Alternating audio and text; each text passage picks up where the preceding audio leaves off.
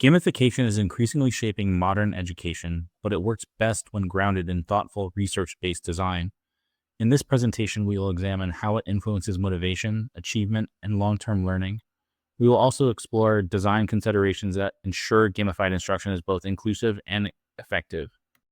We will begin by discussing how gamification affects motivation, then explore its impact on academic achievement. Next, we will look at design principles that support accessibility and inclusion. And finally, we will examine ethical and implementation challenges educators must consider. This review brings together a decade of research to show how gamification can transform learning when grounded in psychological theory. It highlights major trends, strengths, and limitations in current practice. By understanding the broader evidence, educators can make informed decisions about integrating gamification into instruction.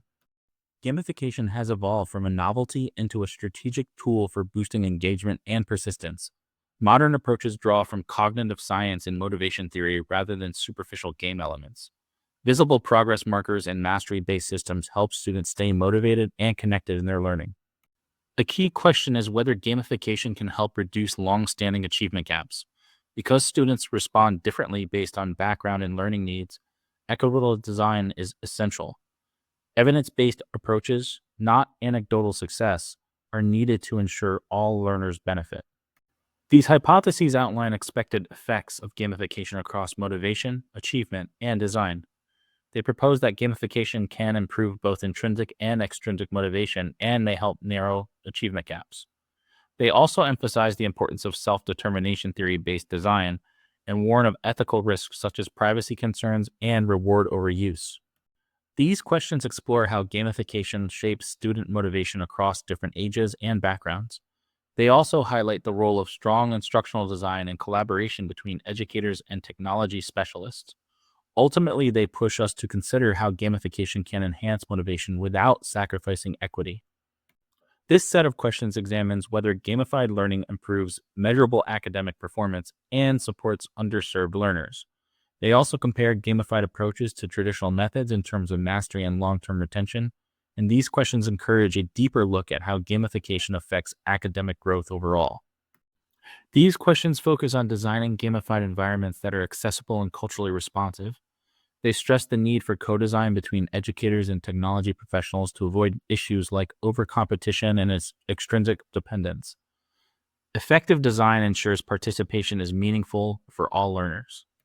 Here we address the potential negative consequences of poorly implemented gamification. It highlights concerns about privacy, unhealthy competition, and decreased intrinsic motivation. The goal is to balance the benefits of gamification with ethical and equitable practices. For my review, I synthesized evidence from meta-analysis and high-quality empirical studies. By organizing my findings into key themes, it provided a clear and reliable overview of how gamification affects learning. And this structured approach supported meaningful interpretation and application. Several of the studies disagree on the strength and longevity of motivational gains from gamification. Some report strong benefits, while others suggest effects fade once the novelty wears off. However, the effect of motivation depends on aligning game elements with the student needs. And we find that context matters for individual differences, especially when gamification impacts learners differently based on age, personality, and preferences. Younger learners often enjoy narrative-based systems, while older students respond to competitive or goal-oriented mechanics. Personalization is essential here, as no single approach fits all learners. And research shows that there may definitely be an introvert advantage here, suggesting that introverted students may thrive in mastery-focused environments without heavy competition. However, extroverted learners may disengage when ranking systems dominate. And these differences highlight the value of flexible and adaptive design. When looking at achievement data, we see that gamification often improves short-term performance by increasing engagement. However, effectiveness varies depending on subject, age group, and design quality. Achievement gains are most consistent when gamification is thoughtfully implemented. And from my looking at the research, I did notice that there was a nuance to retention. Gamification boosts immediate learning, but sometimes lags behind traditional teaching and long-term retention. When combining gamification with strategies like spaced practice, it can help students consolidate their knowledge much more effectively. As to closing achievement gaps, gamification can support younger learners and those in foundational subjects like math and computer science much more. It offers low stakes practice that builds confidence but still requires targeted support for students with weaker skills. One of the more interesting parts about reading through these studies was the low tech equity solutions that were involved. Effective gamification does not require expensive technology. Non digital game strategies can produce strong learning gains and often did, making gamification accessible for under resourced schools. Inclusive design ensures that gamified environments support diverse learners, including those with disabilities. Co design approaches create emotional and academically supportive systems that go way beyond basic access. And in my research, I came across this notion of the third space, which is where students get involved in creating the gamified elements to foster their own ownership and community over the gamified systems. And this shared design space empowers learners and transforms them from passive participants into active contributors. Self determination theory highlights the importance of autonomy, competence, and relatedness. Gamification aligned with these principles produces lasting motivation, while neglecting them risks superficial learning. Strong collaboration between teachers and instructional designers leads to better integrated gamification. When both partner up to have input into the gamified systems, it produces a better product, and their combined expertise ensures that game mechanics serve meaningful instructional goals. One of the other interesting pieces that we come across was this element of the ghost student. And this is where some students may appear engaged but are mentally disconnected, especially when systems focus on rewards rather than deep learning. The recognition of this helps prevent gamification from becoming counterproductive to its ultimate goal of succeeding with all students. We do see ethical challenges as well. Gamified platforms often collect sensitive data, creating privacy and consent concerns. Ethical implementation requires transparency, autonomy, and protective safeguards for students. Although this isn't probably at the forefront of every student's mind, it is something to be concerned about as far as the school districts are concerned. We do run into equitable risks with gamification. Some poorly designed gamification can favor competitive or tech savvy students, which could widen the gaps and often does. Intentional, inclusive design here ensures that every student has an equitable opportunity to succeed. And the goal is to have everyone engage into the systems. In summary, gamification has strong potential, but it definitely depends on context, design quality, and the learner characteristics. It can greatly enhance motivation and achievement when implemented thoughtfully. The One of the major issues that I came across in most of the studies was how it's actually being implemented and what it's being thought of as, or how it's being used. Some teachers use it as simply just games to fill time, and then some teachers and some professors use it much more thoughtfully.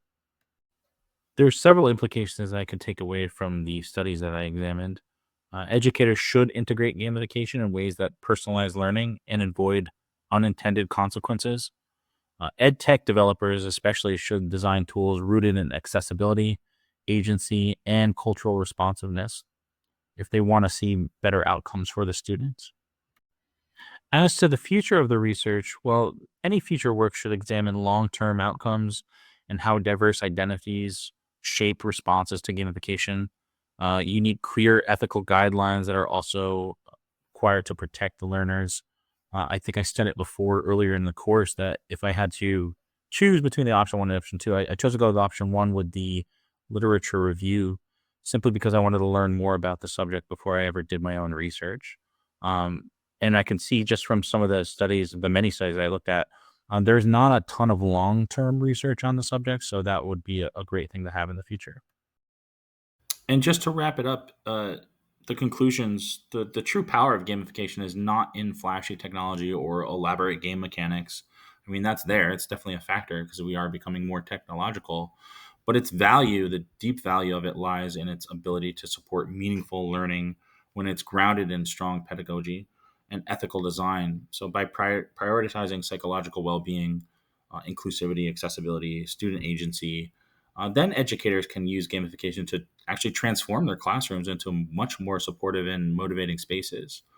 The future of gamification will depend on our commitment to integrity, equity, and serving the entirety of the learner, like from start to finish, from year to year, and not just using it as something to fill the time, but to actually really engage the learner for a more depthful learning experience. So I had an awesome time with this literary review just because I got to learn a lot more about the topic of gamification. I understand it from using it quite a bit in my classroom. I, Admittedly, I'm not the best at understanding all of the elements. I feel like it's one of those things that kind of gets thrown at you as a teacher. People tell you to use these different tools, but you're not quite sure exactly when's the best time to use it, how to use it. Especially for me, I'm somewhat of a new teacher, so uh, employing some of these aspects, sometimes it feels like a win, sometimes it feels like a loss. And framing it out in the literature review, where I get to look at all these studies that tackled the topic from top to bottom, was a really good experience for me. So I hope the presentation went well.